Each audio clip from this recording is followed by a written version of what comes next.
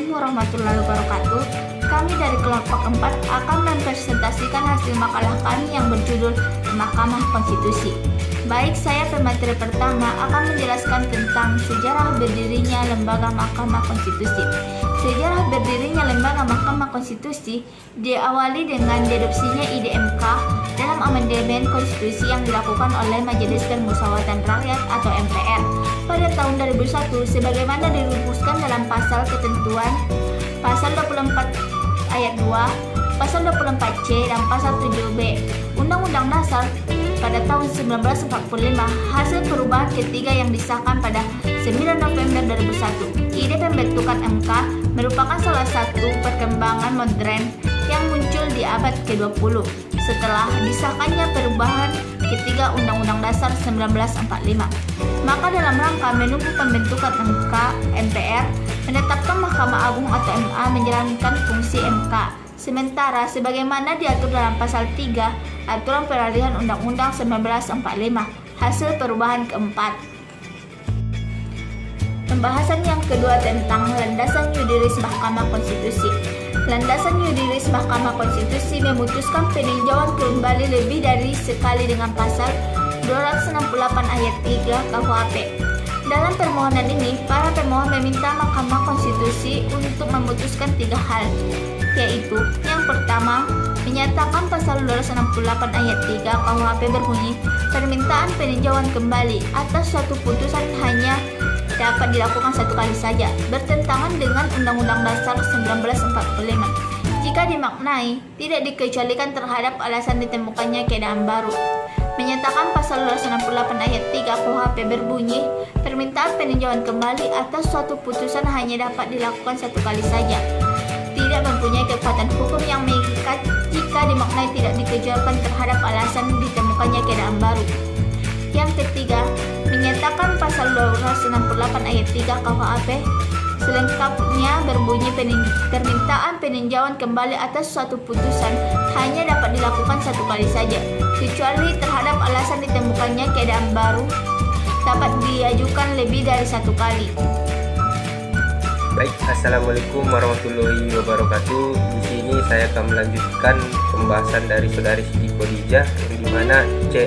Struktur kelembagaan. Berdasarkan Peraturan Sekretaris Jenderal Mahkamah Konstitusi Nomor 3 Tahun 2019 tentang organisasi dan tata kerja kepaniteran dan Sekretaris Jenderal Mahkamah Konstitusi, yaitu sebagai berikut. Yang ke-1, para hakim konstitusi terdiri atas 9 orang sarjana hukum yang mempunyai kualifikasi negarawan yang menguasai konstitusi ditambah dengan syarat-syarat kualitatif lainnya dengan masa pengabdian untuk 5 tahun dan sesudahnya. Hanya dapat dipilih kembali hanya untuk satu periode 5 tahun berikut. Dari antara para hakim itu dipilih oleh mereka sendiri, seorang ketua dan seorang wakil ketua, masing-masing untuk masa jabatannya 3 tahun. Untuk menjamin independentasi dan imparsialitasasi kinerjanya, ke-9 hakim itu ditentukan oleh 3 lembaga yang berbeda, yaitu 3 orang sipil oleh DPRD, 3 orang yang ditunjuk oleh Mahkamah Agung, dan 3 orang lainnya ditentukan oleh Presiden. Setelah terpilihnya ke-9 orang tersebut ditetapkan sebagai hakim konstitusi dengan keputusan Presiden.